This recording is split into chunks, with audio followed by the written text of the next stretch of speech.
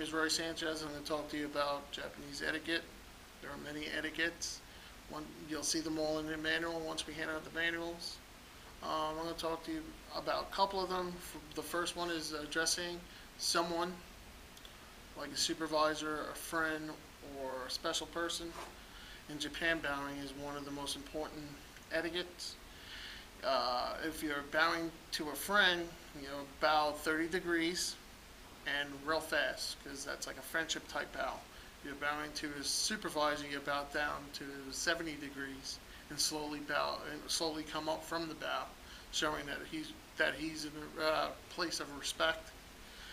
The second etiquette I'm going to talk about is entering a house. The first thing you need to do is remove your shoes. Once you enter the house, you'll either carry with you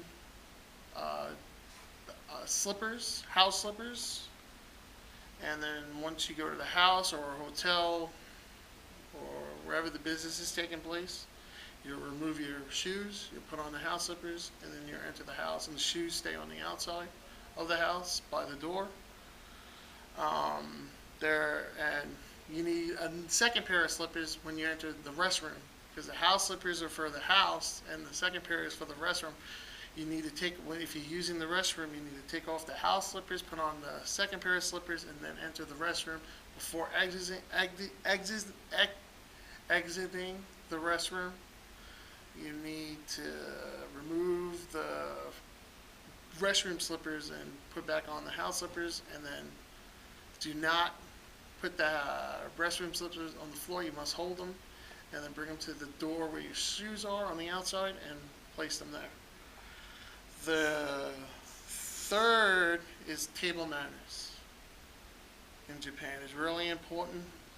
Here are a couple of table manners that they do not like. It's blowing your nose while you're in a table.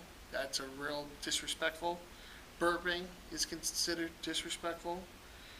After eating, you must collect all the dishes, bring them to the person that's washing them, hand them all over to them. That's really respectful, showing that you really appreciate the dinner. The fourth thing is good manners. They're real big on white rice. Please empty out the whole bowl. Do not leave a grain of white rice. That's really being disrespectful if you do. And talking about discussing things at the table is really disrespectful. The last thing I'm going to talk about is doing business in Japan. That's from our company to business people in Japan.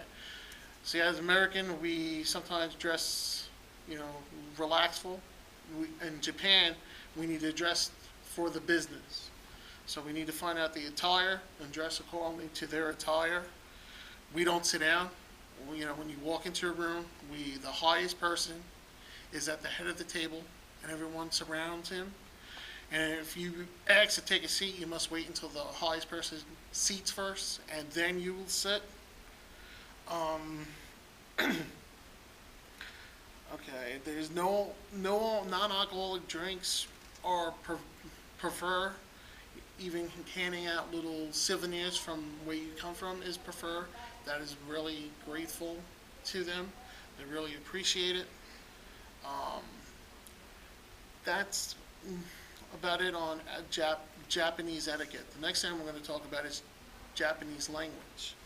The language distincts from an Eastern Asian language that comes from both Korean and China, and it's spoken by 125 million people. It's one of the hardest languages to learn. They have 2 dialects, 2 different alphabets, and they expect us to try to learn their language as Americans in their country. And there's a wide range of different type of languages in Japan. They have Okinawa, and they have a different dialect, and it's based on where we are in Japan, so you need to adapt to their customs. The last thing I'm going to talk about is Japanese holidays. There are a lot of them, but mostly the national holidays. I'm going to talk to you. The rest of them are being in our manual. You can look them up, and it'll tell you what is a national holiday. The 2 of them I'm going to talk about is New Year's, that's a real big holiday in Japan. They celebrate it just like as the American people, but they have more. It's a festival. Like we celebrate it with fireworks, they celebrate it as a festival, and it's big holiday. And if it falls on a Sunday, their holiday expands to the Monday. So if their holiday is on a Sunday, you have 2 days off. It expands to the Monday. So that's one good thing about the holiday. It's not like in the United States it falls on a Sunday, and it's just a Sunday. The second big thing is the emperor's birthday. The emperor in Japan, his birthday is on the 23rd of December, and they celebrate it as one of the big holidays. And that holiday changes when a new emperor is entered. The new emperor's birthday will become the new national holiday. You get time off of work, you celebrate, and that shows respect to the emperor. And that's it on Japanese etiquette. I'm talking about housing in Japan. There are two main kinds of homes, traditional houses and modern houses. Most houses are made of wood or concrete.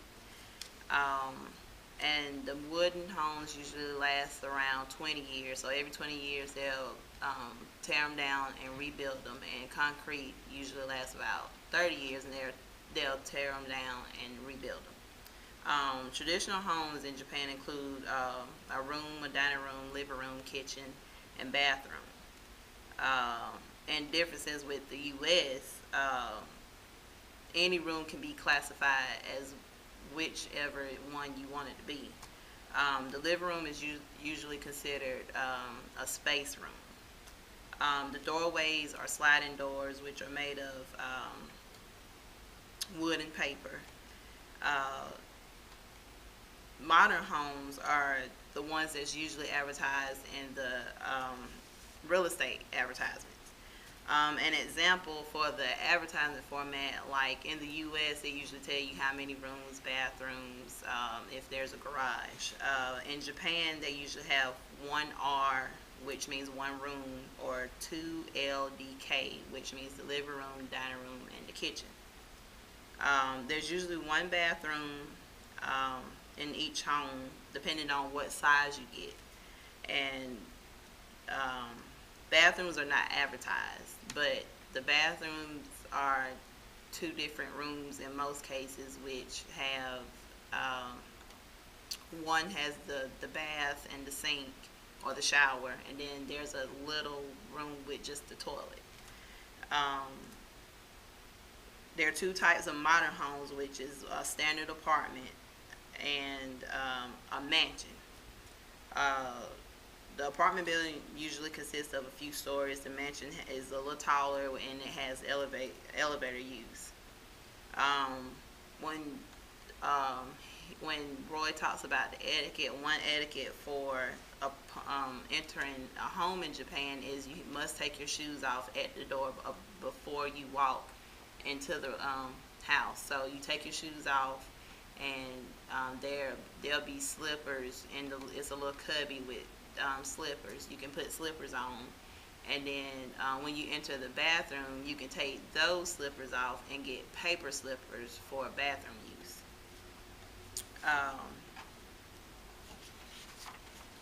The utilities, in contrast to the U.S., heating and cooling in a standard home or apartment is space heating, not central units. The space is used for kerosene, gas, and electronic units. The empty ducts are used for the piping.